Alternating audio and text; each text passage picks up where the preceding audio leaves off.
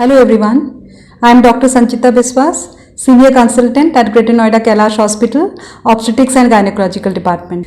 We are observing cervical cancer prevention worldwide, and I am giving you this talk so as to generate awareness amongst all people regarding this deadly disease, which is second most leading cause of death due to all cancers in women, and to motivate everyone to come for regular screening and to get vaccination. All over world, every year, about 5 lakh new cases of cervical cancer are reported, of which about 1/4, that is 1.36 lakhs, are reported from India. And from our country, due to poverty, due to ignorance, lack of early detection facilities, patients are usually coming late. So the morbidity and mortality rate is very high. So what is cervical cancer? Cervix is the lowermost part of the womb, which is touching the roof of vagina. Here the cells, they get infected with some specific viruses, which is called human papilloma virus, and they start growing without any control in an abnormal manner, and it affects the healthy tissues, and it then spreads near the adjoining organs. If it is confined to cervix in early stages, we can do a complete surgical cure and life can be saved.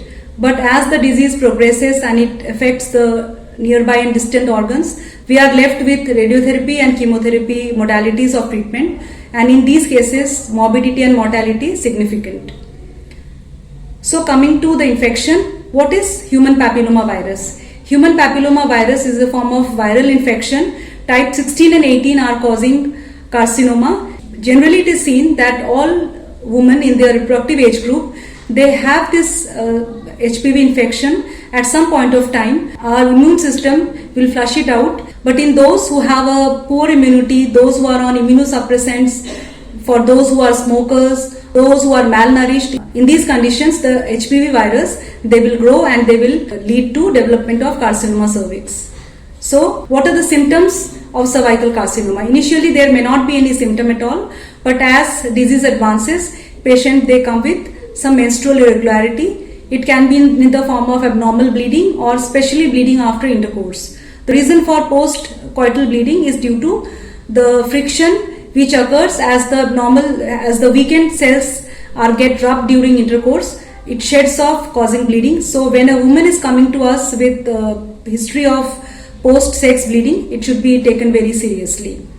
So how do we diagnose this condition? The diagnosis is very simple. It is done through a test called pap smear, which is a simple process, totally painless, doesn't take more than 2 minutes. Here the cells are collected from the cervix while doing a gynecological examination, and it is a slide is prepared out of it, and then it is examined under microscope in laboratory by a pathologist, and the report is ready in 3 to 4 days time. So how frequently this pap smear is to be done? As per AICOG guidelines, pap smear is to be offered to all women once they are sexually active, beyond the age of 21 years up till 65 years of age. Between 21 and 30 years, this pap smear is to be offered every 3 years if the report is normal, and for those who are between 30 and 65 years, this test is to be done every 5 years, and it is better if we can combine with HPV DNA testing. It gives us better specificity and sensitivity. Now comes vaccination. We have two different forms of vaccination for against cervical cancer. One is Gardasil, the other one is Cervarix. Both are equally effective against cervical carcinoma, but Gardasil is effective against type 6 and 11 also, which are for genital warts. So as far as cervical carcinoma is concerned, both are equally effective, but Gardasil has a better spectrum, so we can go for it if we want to have a dual protection against genital warts also.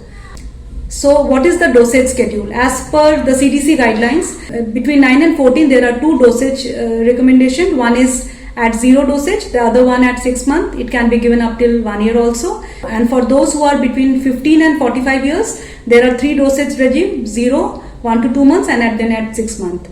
So it's very important that we motivate all women in our lives, our mothers, sisters, daughters, our colleagues, friends, patients, to get this vaccination, because this disease is totally preventable condition. So finally, before I conclude, I would like to draw your attention towards these salient points which will help us to reduce ourselves to predispose to this carcinoma.